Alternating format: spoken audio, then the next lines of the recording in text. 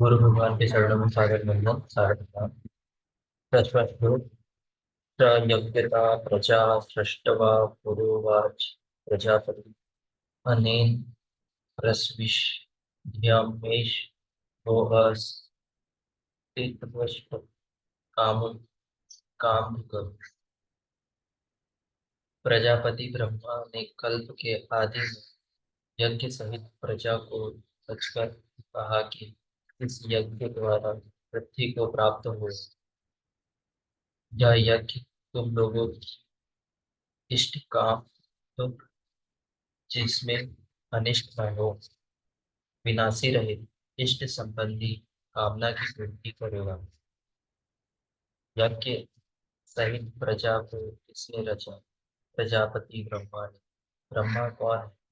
क्या चार मुख और आठ आठ आंखों वाला देवता जैसा कि प्रचलित है? नहीं। कृष्ण के अनुसार देवता नाम की कोई सत्ता है ही नहीं। फिर प्रजापति कौन है?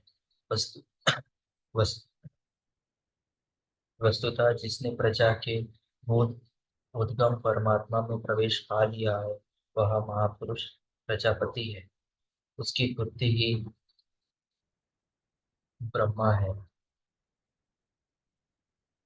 वह महापुरुष प्रजापति है। वस्तुतः जिसने प्रजा के मूल उद्गम परमात्मा में प्रवेश पा लिया है, वह महापुरुष प्रजापति है।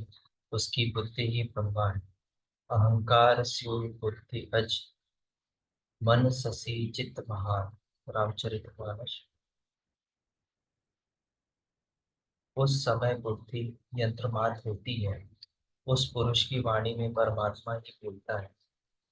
भजन की वास्तविक क्रिया प्रारंभ हो जाने पर बुद्धि का उत्थान होता है। प्रारंभ में वह बुद्धि ब्रह्म विद्या से संयुक्त होने के कारण ब्रह्मविद कही जाती है।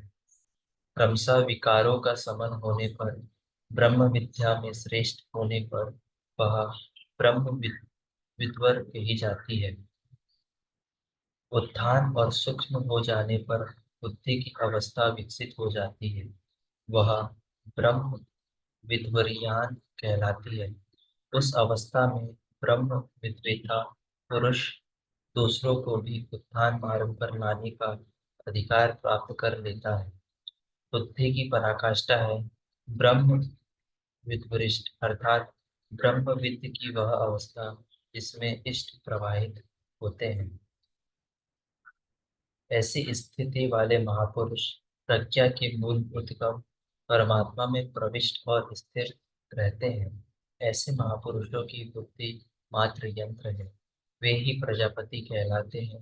वे प्रकृति के द्वंद्व का विश्लेषण कर आराधना क्रिया की रचना करते हैं। यज्ञ के अनुसार अनुरूप संस्कारों का देना ही प्रजा की रचना है। इससे पूर्व समाज अचेत और अव्यवस्थित रहता है। सृष्टि अनादि है, संस्कार पहले से ही है, किंतु अस्त व्यस्त एवं विकृत यज्ञ के रूप उन्हें ढालना ही रचना या सजाना है। ऐसे महापुरुषों ने कल्प के आदि में यज्ञ सहित प्रजा की रचना की। कल्प निरोध बनता है, वैद्य कल्प देते हैं। कोई कायाकल्प कराता है, यह क्षणिक शरीरों का कल्प है। वास्तविक कल्प तो तब है जब भवरोग से मुक्ति मिल जाए। आराधना का आरंभ इस कल्प की शुरुआत। आराधना पूर्ण हुई तो उसका कल्प पूरा हो गया। इस प्रकार परमात्मा स्वरूप परमस्त महापुरुषों ने भजन के प्रारंभ में यज्ञ सहित संस्कारों को सुसंगठित कर कहा कि इस यज्ञ में तुम वृद्धि को प्राप्त हो। कैसी वृद्धि? क्या मकान कच्चे से पक्का बन जाएगा? क्या आय अधिक होने लगेगी? नहीं। यह यज्ञ इष्ट काम तो इष्ट संबंधी कामना की पूर्ति करेगा।